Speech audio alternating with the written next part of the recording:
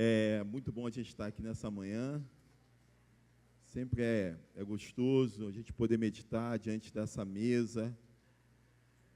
E nós temos falado esse mês sobre família, chamando você para fazer uma pergunta se a sua casa, a sua família, o seu lar é um lugar seguro.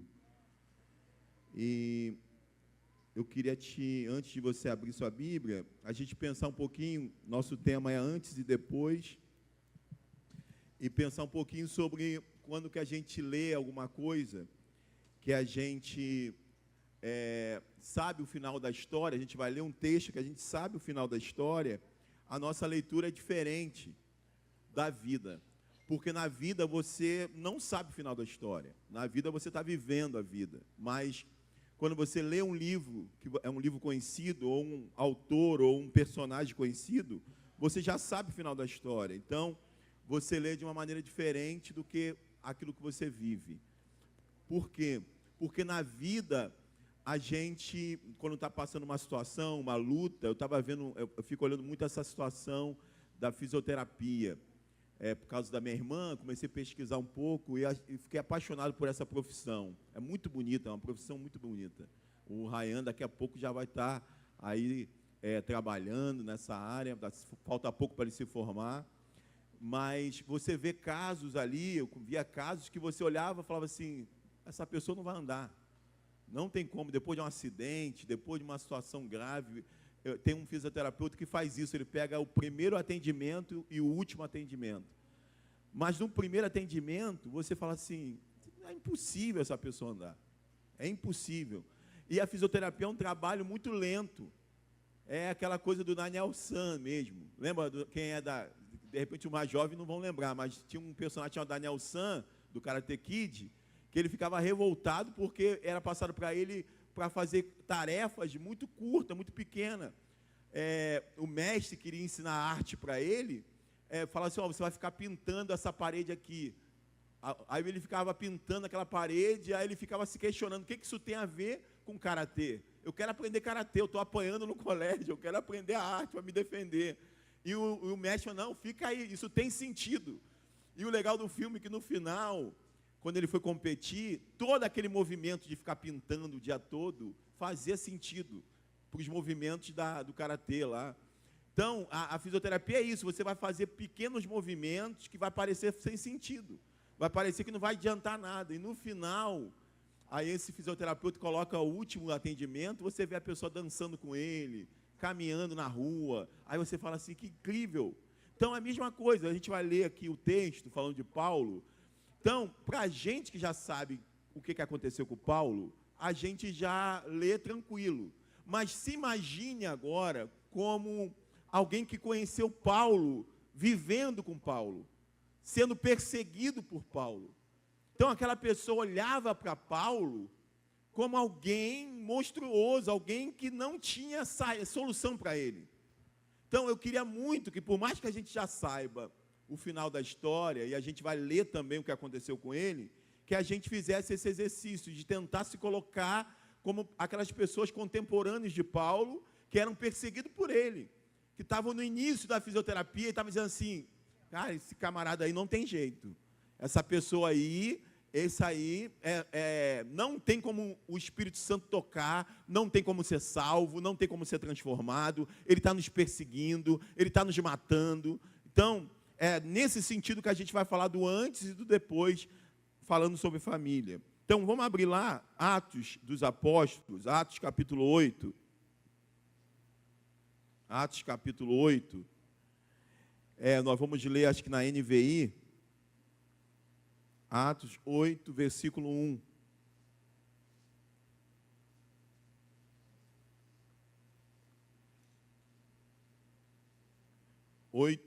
Diz assim,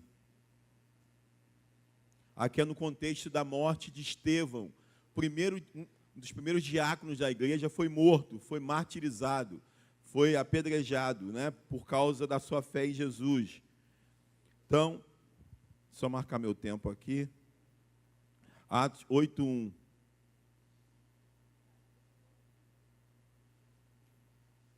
Diz assim, Nós sabemos que Paulo e Saulo são as mesmas pessoas, nomes hebraico, grego.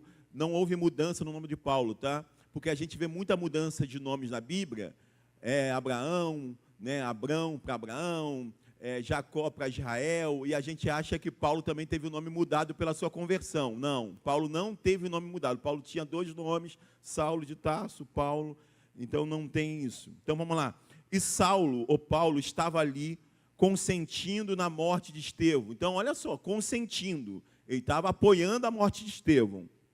Naquela ocasião, desencadeou grande perseguição contra a igreja em Jerusalém. Então, a igreja estava sendo perseguida. Todos, exceto os apóstolos, foram dispersos pelas regiões da Judéia e de Samaria. Todo mundo fugiu por causa da perseguição. Versículo 2. Alguns homens piedosos sepultaram Estevão e fizeram por ele grande lamentação. Então, alguns homens foram lá e sepultaram Estevão, que tinha sido apedrejado. E choraram muito. Versículo 3. Saulo, por sua vez, devastava a igreja. Então, primeiro lá ele consentia na morte de Estevão. E aqui no 3, ele devastava a igreja. Olha essa expressão, devastava. Isso é forte demais. O que ele fazia? Ia de casa em casa, arrastava homens e mulheres e os lançava na prisão. Então, aqui nós temos o início da fisioterapia. Nós temos aquilo que é o cenário desse homem chamado Paulo. Como era o seu comportamento, como era a sua atitude, ele perseguia a igreja, ele consentiu com a morte de Estevão, ele devastava a igreja, ele ia de casa em casa, arrastava homens e mulheres para fora e lançava-os na prisão por serem cristãos. Esse é o cenário, essa é a história de Paulo. Então, se coloque lá, imagine esse homem, imagine essa pessoa. Agora, vamos lá para Atos, capítulo logo depois, Atos capítulo 9.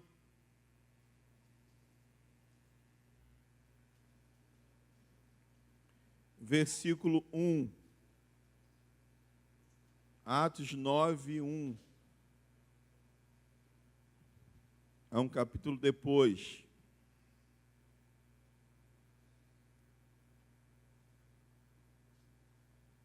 Está aí. Diz assim: enquanto isso, Saulo ainda respirava ameaças de morte contra os discípulos do Senhor. Olha só que coisa interessante. Enquanto isso, nesse cenário de perseguição, de morte de Estevão, enquanto isso, Saulo ainda respirava, ainda estava respirando ameaças de morte contra os discípulos do Senhor. Dirigindo-se ao sumo sacerdote, pediu-lhe cartas para a sinagoga de Damasco, de maneira que, caso encontrasse ali homens ou mulheres que pertencessem ao caminho, pudesse levá-los presos para Jerusalém. Esse pertencer ao caminho eram os cristãos, os primeiros cristãos. Se eu encontrar esse que pertence ao caminho, eu posso levá-los presos para Jerusalém. Ele pede cartas para ter livre ação, perseguir livremente esses primeiros cristãos. Versículo 3, então ele está nesse sentido. A viagem dele tem esse propósito.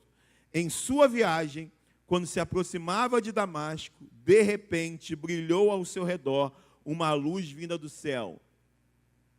Ele caiu por terra e ouviu uma voz que lhe dizia: Saulo, Saulo, por que você me persegue? Saulo perguntou: quem és tu, Senhor? Ele respondeu: eu sou Jesus, a quem você persegue.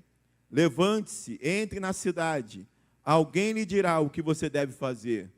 Os homens que viajavam com Saulo pararam emudecidos, ouviam a voz, mas não viam ninguém. Ou seja, foi algo perceptível. Os homens que estavam com ele perceberam. Eles ouviram, mas não viram. Não viam ninguém. Versículo 8. Saulo levantou-se do chão e, abrindo os olhos, não conseguia ver nada. E eles o levavam pela mão até Damasco. Olha que situação. Então, ele estava respirando ameaças contra a igreja. Ele estava ainda naquele calor de perseguir. Estava com cartas para prender, para fazer, tentar paralisar a obra de Cristo. Porque na cabeça dele, aquilo era uma seita. Aquilo era uma mentira contra a religião judaica. Então ele queria destruir. E agora ele tem essa experiência. E agora ele está sendo levado pela mão. Isso traz uma coisa importante para a gente, dessa nossa fragilidade diante desse Deus, como o Vitor ministrou aqui, esse Deus que criou todas as coisas, alguém que está ali falando, fazendo, eu faço, eu aconteço, agora está frágil, sendo levado pela mão, agora está dependente, agora está ali totalmente humilhado, vamos dizer assim.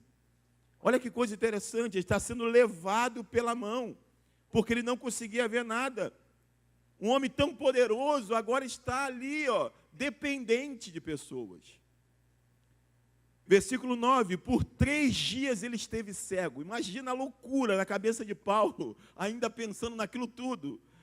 Não comeu nem bebeu, não tinha como comer e beber. Ele estava assim, o que é isso que está acontecendo? Em Damasco havia um discípulo chamado Ananias. O Senhor o chamou numa visão e disse, Ananias. Aí Ananias diz, eis-me aqui, Senhor, respondeu ele. Então, são coisas que estão acontecendo paralelamente. Paulo está lá, sem enxergar nada 3 dias, sem comer nada 3 dias, e paralelamente o Senhor agora vai falar com um homem chamado, um discípulo chamado Ananias, e vai falar com ele, vai chamá-lo numa visão, e ele vai dizer, eis-me aqui, Senhor, respondeu ele. O Senhor lhe disse, vá à casa de Judas. Irmãos, a gente vive uma loucura hoje, chamada de evangelho, que muita coisa não é evangelho, de muita coisa humana, de muita coisa para aparecer, para atrair curtidas, atrair multidões, atrair dinheiro. Nós vivemos muita coisa dita evangelho que não é evangelho. Mas, ao mesmo tempo, existe o Espírito Santo agindo, querendo nos usar como instrumentos. E esse tipo de coisa aqui que a gente está lendo, eu creio que isso é algo real hoje. Não é algo impossível. Nós estamos lendo Atos dos Apóstolos. Nós estamos lendo o que aconteceu após Jesus subir aos céus. Após, em Atos capítulo 2, o Espírito Santo ser derramado. E aqui está dizendo que um homem, um discípulo chamado Ananias, tem uma visão e ele ouve a voz do Senhor. E ele diz para aquela voz, eis-me aqui, Senhor. Respondeu ele, isso aqui é algo que é possível. Por mais estranho que pareça, e por mais que a gente veja coisas que parecem ser e não são, nós não podemos ser incrédulos. Nós não podemos, por causa dos maus exemplos, nos fechar e nos tornar pessoas incrédulas. O Senhor tem pressa em usar pessoas para tratar de pessoas. O Senhor tem pressa de usar a sua vida. O Senhor tem pressa de usar a minha vida. Agora, a grande questão é quem está disponível.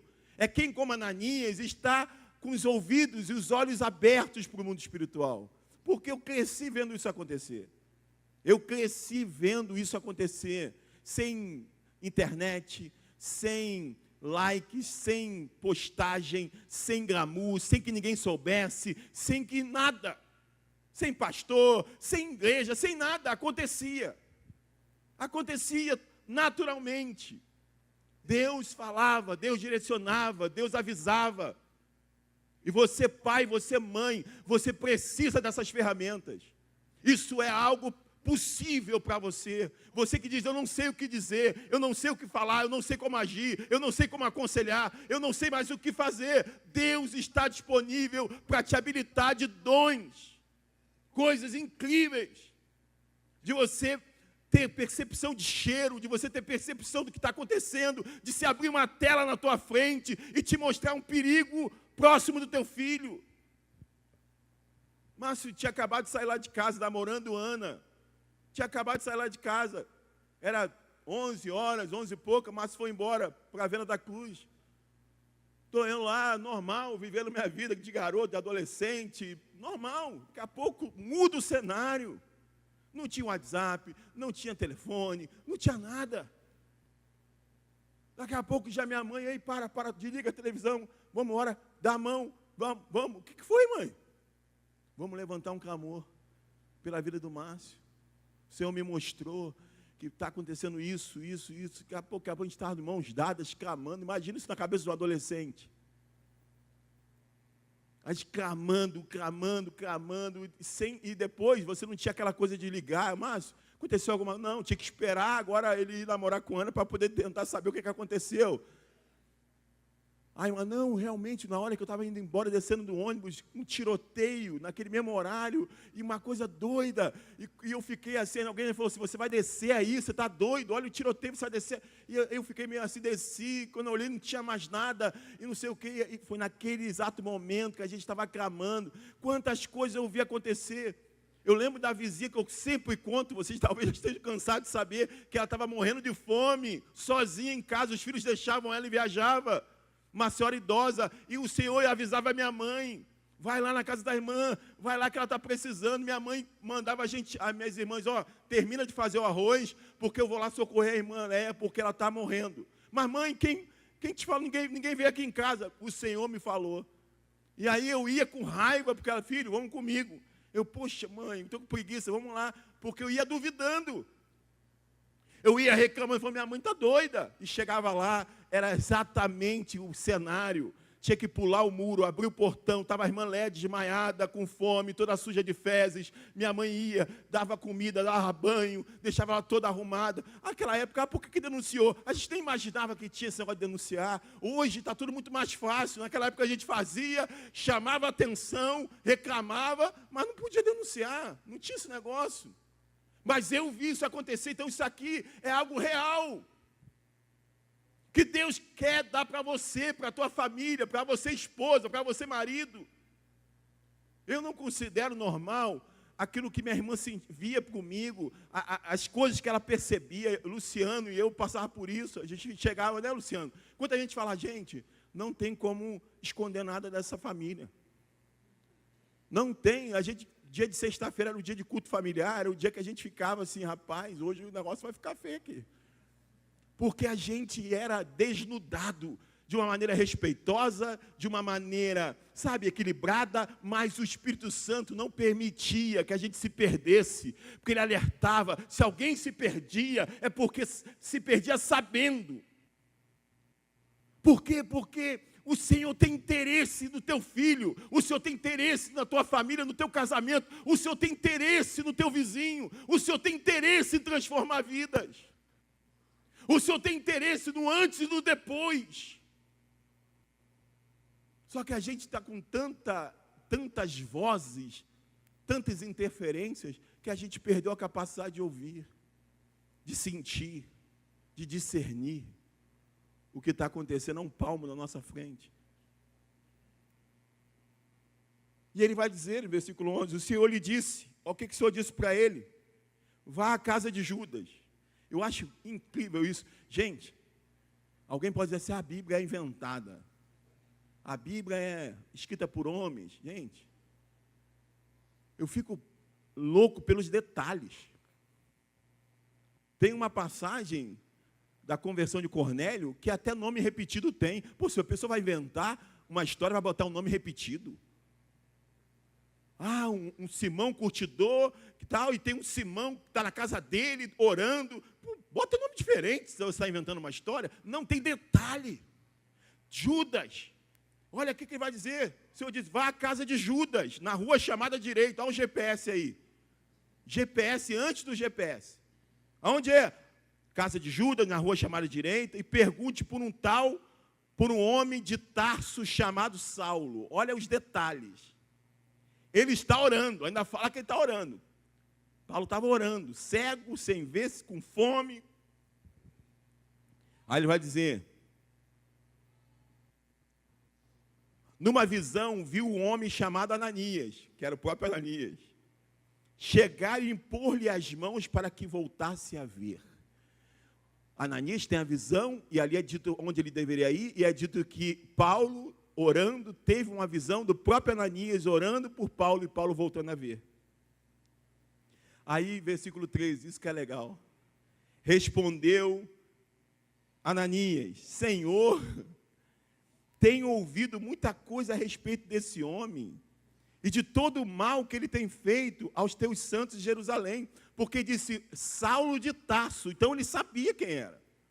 Ele disse, Senhor, eu tenho ouvido coisas terríveis sobre esse homem.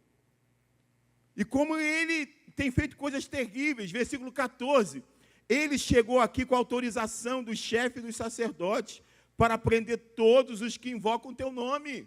Tem alguma coisa errada, Senhor? O Senhor está mandando eu morrer? Você está mandando eu ir lá no inimigo? Que história é essa? Esse homem está aqui para matar, esse homem está aqui com cartas para fazer o que ele tiver que fazer contra nós. O que está acontecendo, Senhor? Por quê? Porque nós não temos o fim da história. Porque nós não temos o desfecho. Nós não estamos vivendo a história, nós estamos lendo a história, é diferente. Ananias está vivendo, então ele não tem um final. Então Ananias faz o que qualquer um faria. Senhor, é loucura o que você está dizendo. Esse homem está querendo matar a gente. Versículo 15, o Senhor está falando para você, mãe. O Senhor está falando para você, pai. O Senhor está falando para você, esposa. O Senhor está falando para você, esposo. O Senhor está falando para você, avó. Para você, avô. O Senhor está falando para você hoje aqui. Está dizendo assim, ó. Mas o Senhor disse a Ananias. E está dizendo a você e a mim. Vá. Vá. Este homem é meu instrumento escolhido para levar o meu nome perante os gentios e seus reis e perante o povo de Israel. Olha aí, aquilo que a gente não toca, aquilo que a gente não enxerga, aquilo que a gente não imagina, aquilo que a gente está como perdido, aquilo que a gente já diz e desiste, o Senhor está dizendo, ei, vá, porque eu tenho algo na vida desse homem. Eu tenho algo na vida desse homem. Versículo 16. Mostrarei a ele o quanto deve sofrer pelo meu nome. Então, versículo 17, Ananias foi, obrigado, meu irmão, entrou na casa, impôs as mãos sobre Saulo e disse, isso aqui é lindo demais, eu acho isso aqui lindo. Irmão Saulo, tudo muda. Irmão Saulo. Ananias questiona, como que eu vou lá? Mas agora entendendo, irmão Saulo. O Senhor Jesus, que lhe apareceu no caminho por onde você vinha, enviou-me para que você volte a ver e seja cheio do Espírito Santo. Eu amo essa palavra aqui no versículo 18. Imediatamente, algo como escamas caiu dos olhos de Saulo. Eu creio, irmãos, que quando a gente começar a sentir o ardor novamente pelo anseio da conversão dos nossos, daqueles que a gente ama, muita coisa pode voltar a acontecer, como isso aqui, imediatamente, como escamas caírem dos olhos, porque tem cegueiras, tem coisas espirituais envolvidas, e eu creio que nós podemos começar a ver o mover de Deus, e pessoas que até então eram totalmente avessas e cegas, passarem a enxergar imediatamente aquilo que elas nos enxergavam há 10 minutos atrás. Escamas caíram dos seus olhos e ele passou a ver novamente. Levantando-se, foi batizado. E depois de comer, recuperou as forças. Saulo passou vários dias com os discípulos em Damasco. Logo começou a pregar. Que loucura, irmãos! Que loucura, logo começou a pregar. Pense no início da história e pense agora. Logo ele começou a pregar nas sinagogas que Jesus é o Filho de Deus. Todos os que ouviam ficaram perplexos. Não tem como não ficar. Não tem como não ficar perplexo. E perguntavam, não é ele o homem que procurava destruir em Jerusalém aqueles que invocavam este nome? E não veio para cá justamente para levá-los presos ao chefe dos sacerdotes. Todavia, Saulo se fortalecia cada vez mais e confundia os judeus que vinham em Damasco, demonstrando que Jesus é o Cristo. Irmãos, que coisa incrível! Como que nós precisamos voltar a crer nisso?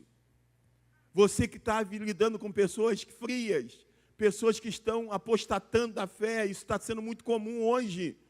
pessoas que cantam louvores, pessoas que conhecem as Escrituras, mas que estão frias, que estão opacas, sem vida, que estão sem cor, que estão mortas espiritualmente. Você que percebe, você que ama, talvez você esteja desacreditado que possa alguma coisa acontecer. Sabe o que eu tenho percebido? Houve uma mudança brusca da nossa postura em relação à conversão das nossas famílias. Eu cresci numa época em que a gente tomava café pensando na conversão da família, almoçava pensando na conversão da família, jantava pensando na conversão da família, acordava de madrugada pensando na conversão da família. Para nós era grave o fato de saber que alguém que tem o nosso sangue, ou alguém que a gente ama, não tem Jesus. Para nós era algo grave, para nós era algo urgente, para nós era algo imediato, a necessidade daquela pessoa encontrar Jesus. Algo aconteceu hoje que a gente convive pacificamente com a ideia de que pessoas que você ama não conhecem Jesus. Talvez pelo fato da teologia liberal, sem a gente perceber, ter entrado na nossa mente e de alguma maneira nós começamos a acreditar que todos os caminhos conduzem a Deus. Nós confundimos respeito às religiões e não sermos intolerantes religiosos com o fato de que só existe um caminho. Isso não é ser intolerante. Eu preciso respeitar o direito do outro, a vontade do outro, a decisão do outro. Nós precisamos saber falar hoje, ter cuidado na fala, mas isso não pode mudar o fato de que nós cremos que só há um caminho, só há uma forma do homem ser salvo, é através de Jesus Cristo. Se eu não creio nisso, eu não tenho por que mais estar no Evangelho de Jesus Cristo, porque Ele afirmou: eu sou o caminho. Só há um mediador entre Deus e os homens, que se chama Jesus Cristo. Não há outro nome pelo qual devamos ser salvos, e isso precisa tirar o nosso sono. Nós não podemos aceitar o fato do teu pai não conhecer, da tua mãe não conhecer, da tua esposa não conhecer, do teu marido não conhecer, do teu filho não conhecer. Isso precisa mexer com você. Se teus filhos, se seus irmãos estão frios, opacos, sem vida, isso precisa tirar o teu sono, isso precisa tirar o meu sono. Seus sobrinhos, suas sobrinhas, isso tem que mexer com você. E eu tenho uma notícia para dar: esse evangelho não mudou. Esse evangelho continua sendo poder de Deus para a salvação, poder de Deus para a restauração, para a regeneração, para a mudança de vida. É o mesmo evangelho. E nós não podemos mais viver uma vida de conformismo, de que está tudo bem, de que graças a Deus eles têm bom comportamento. Bom comportamento não salva. Por isso que Cornélio necessitou ouvir a palavra. Por isso que Cornélio necessitou ser batizado, porque Cornélio tinha bom comportamento, mas bom comportamento não leva ninguém a Deus. É preciso crer no nome de Jesus Cristo. É preciso confessá-lo publicamente. Nós não podemos nos conformar. Precisamos voltar a crer que o Evangelho continua sendo o poder de Deus para a salvação. Precisamos voltar a clamar por isso. Toda essa situação que aconteceu com Paulo no caminho de Damasco, ela é possível acontecer quando tem pessoas que clamam.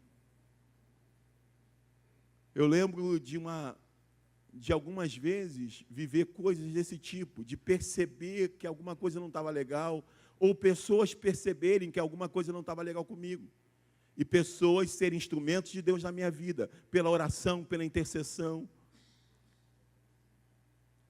pela exortação, de não deixar, principalmente casais, marido e mulher, como que Deus usa os casais. Tem esposas que percebem quando o marido deixou de ler Bíblia, deixou de orar, e isso para elas é grave. Eu acho isso muito interessante. E isso para elas já chama atenção, isso para elas não se conformam, elas vão mover alguma coisa para que isso volte. Sabe, falta na gente isso. esse desejo de voltar a clamar, como Jesus disse da parábola do juiz iníquo, um juiz que não temia Deus, mas tinha uma mulher, uma viúva, uma mulher que ia até ele todos os dias e cobrava a justiça, cobrava a sua causa, e esse juiz chega uma hora que diz, olha, eu não temo a Deus, eu não tenho respeito pelos homens, mas por causa dessa insistência dessa mulher, para me livrar dela, eu vou atender. E o Senhor diz isso. O Senhor vai dizer, então, Jesus contou essa parábola aos discípulos, para mostrar que eles deviam orar sempre e nunca desanimar. Lucas 18:1. Agora, versículo Lucas 18:7. Acaso Deus não fará justiça aos seus escolhidos, que clamam a Ele dia e noite? Continuará fazendo-os esperar? Eu lhes digo, versículo 8, lhes fará justiça e depressa. Contudo, a grande questão é essa, contudo, o Filho do Homem, quando o Filho do Homem vier, encontrará fé na terra, encontrará corações insistentes, encontrará as mães que clamam, que choram, que não relativizam o comportamento ou a decisão dos seus filhos, que tem isso como prioridade. Eu lembro que todos os aniversários das minhas filhas, a minha esposa sempre dizia para elas e diz a mesma coisa. Minhas filhas, o meu maior sonho é que vocês não percam o temor do Senhor.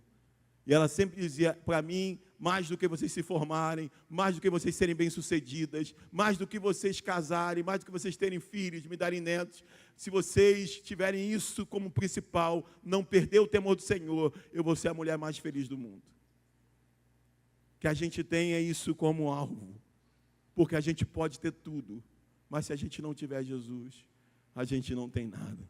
Ontem teve um evento de MMA aqui no Rio, e um lutador falou isso. Falou assim, tem muitos lutadores que ganharam prêmios, ganharam cinturão, ganharam coisa, mas ainda assim, mesmo com muito dinheiro, muitos prêmios, eles querem tirar a própria vida. Ele disse, eu mesmo vivi isso. Mas hoje, eu quero dizer para vocês que eu encontrei a solução para a minha vida, aquilo que vale mais do que títulos, dinheiro. Eu encontrei Jesus. Ficou todo mundo assim olhando. Sabe, nós precisamos voltar a clamar por isso. E eu termino dizendo que a conversão de Paulo, tão drástica, ela é um exemplo para nós continuarmos acreditando.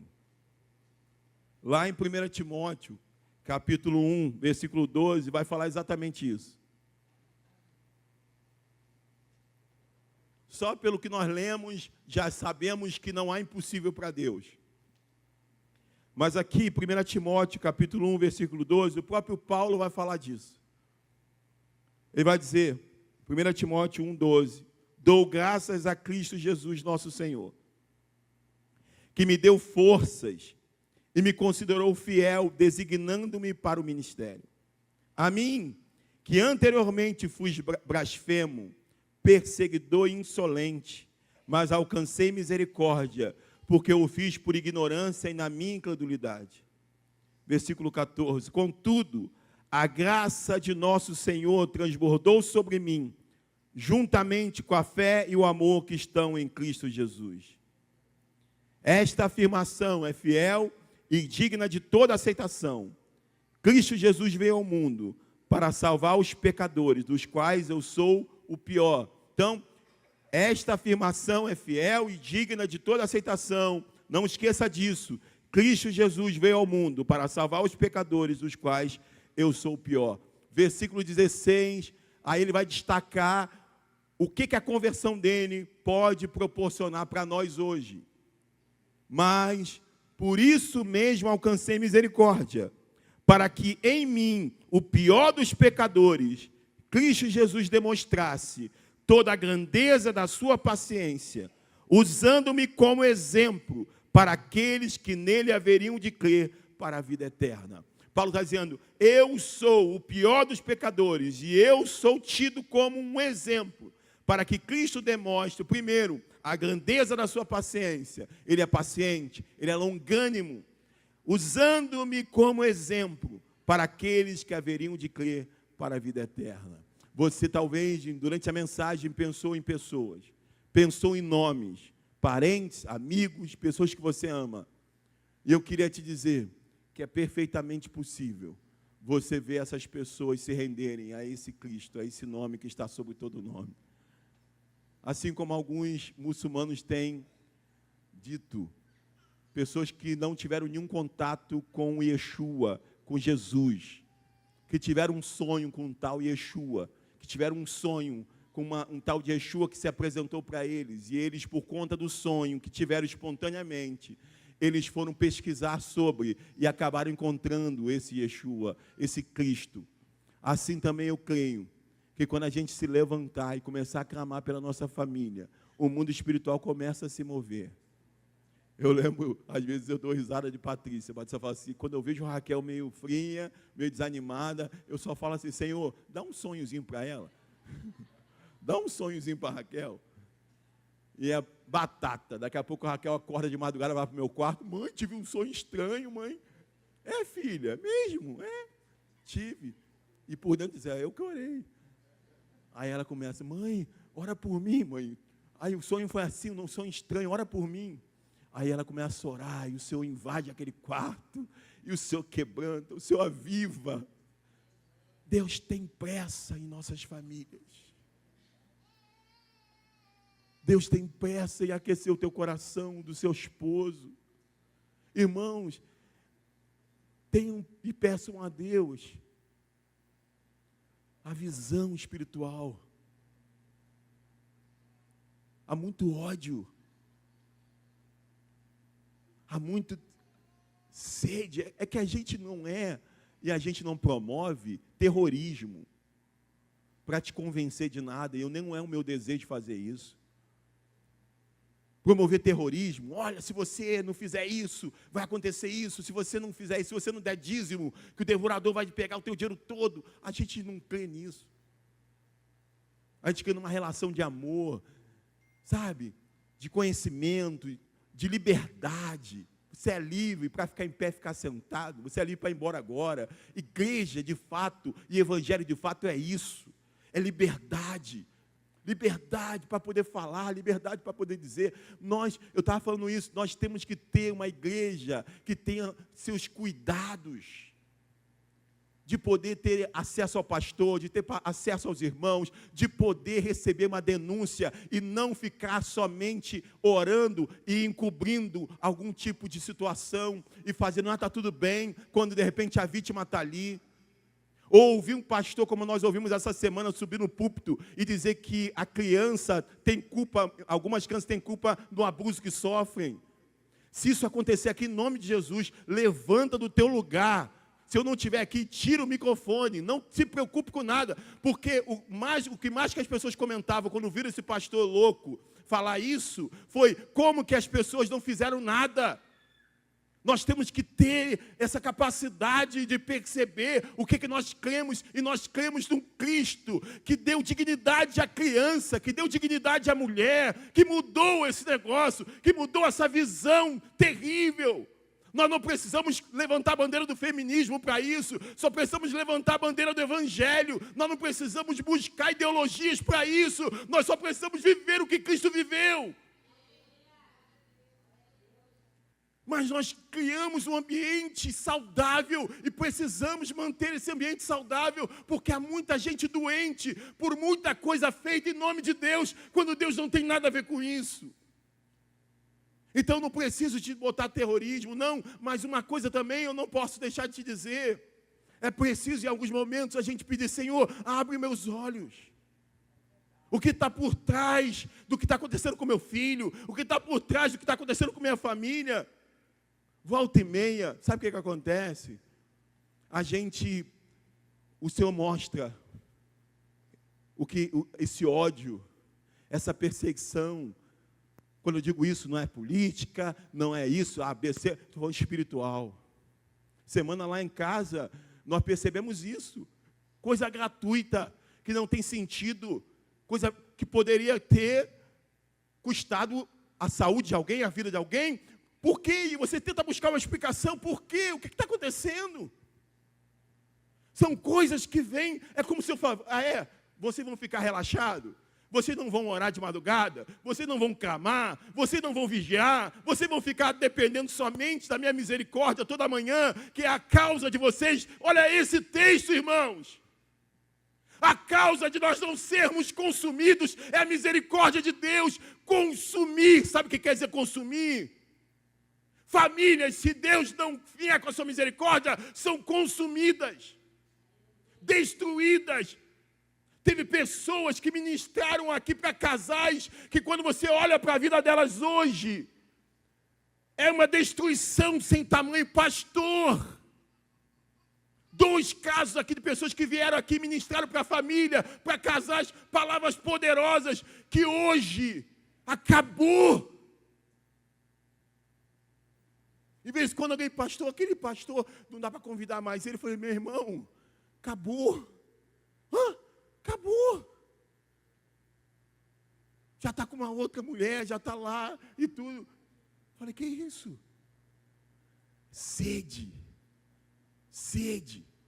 destruir. Então peço às vezes, peço a Deus, Senhor, me mostra. Me mostra não para eu ficar com medo, não é para eu ficar apavorado, mas é para que eu acorde para o fato de que nós enfrentamos todos os dias uma correnteza contrária. Você pode ver na Bíblia, qualquer anúncio, qualquer nascimento diferente já era um mundo espiritual movido. Moisés é interessante, quando Moisés nasce, dentro de uma época de infanticídio, Moisés nasce com a decretação de morte. Olha, mata todas as crianças. Moisés nasce naquele contexto. O texto diz assim, vendo a sua mãe, aqueles chamam ali que a criança era bela, era bonita, escondem. Aí você pensa, pô, que isso? Essa informação é como se assim, há alguma coisa nessa criança para ser realizada através dela. E o mundo espiritual, ele capta isso. Então começa, mata a criança, mata, não deixa ninguém. Aí Moisés nasce nesse contexto, passa pelo que passou, colocado lá numa barquinha, e vai, e fica ali, e passa aquilo tudo, e é perseguido, e vai embora, e não sei o quê. Tudo por quê? Por quem ele seria. Jesus vem nesse contexto igual. Jesus ele é avisado, a mãe, por uma visão, leve a criança para o Egito, porque vão querer matar a criança. E eu acho incrível, porque é Cristo, tinha que se cumprir, ele teria que crescer, ele teria que pregar, e aos 33 anos ser morto, mas ainda assim, ele segue tudo. A Maria diz, ele é Cristo, ele é o Senhor, ele é meu Deus, eu não vou para o Egito não. Ela vai para o Egito, ela tem precaução, ela tem cuidado, só depois, de novo, é dito para ela, pode voltar para Israel, porque já está morto aquele que queria a morte da criança. Mas Jesus vem nesse ambiente, sabe? E todos nós não somos diferentes, a sua casa não é diferente. O que será que teu filho pode produzir? O que será que você pode produzir? O que será que a tua boca pode fazer? Quantas vidas podem ser impactadas? Rapaz, o Anderson está ali, toda hora encontra alguém, porque Anderson trabalha de táxi ali no Shopping São Gonçalo, toda hora encontra alguém impactado pelo seu testemunho, Anderson. Você não tem nem noção do que a tua mudança está causando. Na sua família, naqueles que te conhecem, é isso, irmãos. E você acha que vai ficar por isso mesmo? Eu falei para Ian, o que está acontecendo com os adolescentes, eles têm que estar sendo cobertos de oração. Porque foi fruto de oração na terça-feira aqui, Senhor, aviva os adolescentes. E o que está acontecendo com os adolescentes, através do Ian, do Vitor, da Tairine, desse grupo, é algo incrível. E eu falei, nós temos que cobrir-os de oração.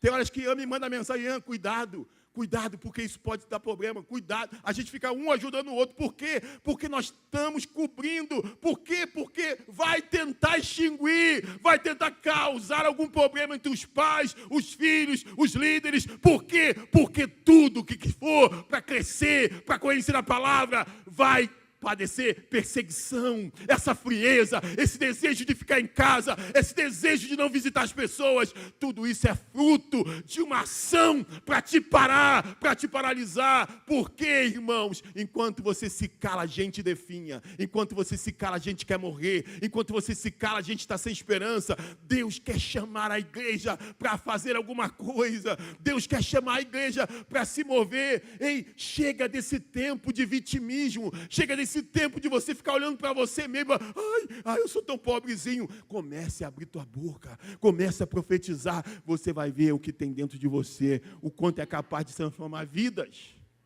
E assim como Jó, quando você estiver orando pelas pessoas, sua vida será tocada.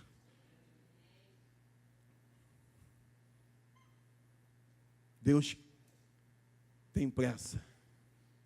Deus tem pressa.